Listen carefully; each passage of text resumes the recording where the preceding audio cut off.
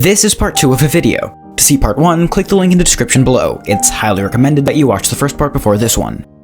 The next 5-star general on our list is Omar Bradley. He was born in Missouri on February 12, 1893. His family was extremely poor. His father never earned any more than $40 in a month, and he himself worked for 17 cents an hour when he was told to take the entrance exam to get into the West Point Military Academy. He got second place, but the first place winner wasn't able to make it to West Point, so Bradley got admitted into West Point, the same academy that MacArthur, Eisenhower, and Arnold attended. He graduated 44th in his class and was asked to join multiple professional baseball teams, but declined.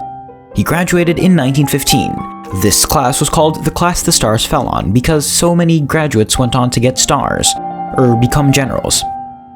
He was supposed to be deployed to Europe to serve in World War I, but World War I ended by the time he could go.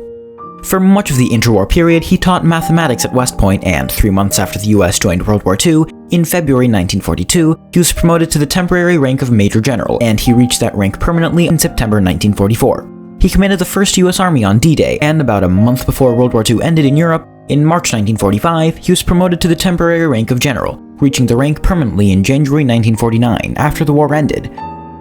On September 22, 1950, 3 months after the Korean War began, he was promoted to the rank of General of the Army, a 5-star general. He helped convince President Harry Truman to fire General of the Army Douglas MacArthur, famously rebuking MacArthur's desire to go to war with Communist China by using the words, "the wrong war, at the wrong place, at the wrong time, and with the wrong enemy." He retired in August 1953, but remained on duty since he was a 5-star general. After Eisenhower died in 1969, he was the only surviving general of the Army. He himself died on April 8, 1981, and with him there were no more generals of the Army left alive. The next 5-star general is Dwight D. Eisenhower. He was born in Texas and raised in Kansas. It was his mother's history books that piqued his interest in the military. He won the entrance exam competition to West Point, and he subsequently attended the academy, graduating in 1915, along with Bradley. He requested to go to Europe to fight in World War I, but his request was denied. Later, however, his unit was ordered to Europe. A week before he was supposed to leave, though, the armistice ending World War I was signed, and he never got to fight.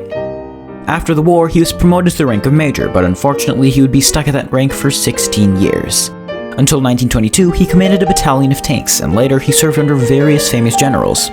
John J. Pershing, more on him in the next video, Douglas MacArthur, and George Patton were just some of the generals he served under. He was MacArthur's aide during the clearing of the Bonus Army, and went to the Philippines with him.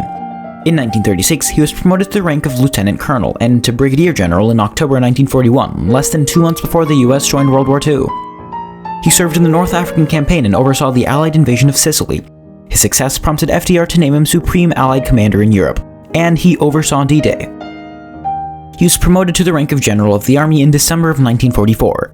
After the war, he was military governor of American-occupied Germany, then President of Columbia University, and then became the first Supreme Allied Commander in Europe of NATO in 1951.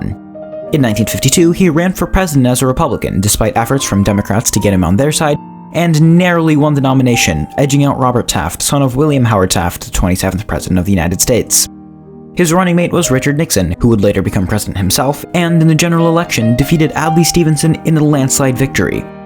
His presidency set up the interstate highway system in the US, which was originally meant to be used in case of war, enforced desegregation, created NASA, but a U-2 spy plane getting shot down near the end of his presidency renewed tensions between the US and USSR in the Cold War. According to a 2021 C-SPAN survey of presidential historians, he was ranked as the 5th, for lack of a better word, greatest president. He died on March 28, 1969, and was massively respected throughout the world. At his funeral, there were 191 delegates from 78 countries, and several major heads of state came to pay their respects. He was even featured on a coin. The Eisenhower dollar coin was minted from 1971 to 1978. So, that's part 2. Part 3 will be coming soon. Be sure to subscribe so you don't miss out. It'll cover the last remaining general and 2 generals of the armies, a rank that some consider to be a 6-star general. Thank you for watching Explained. New videos every other Friday.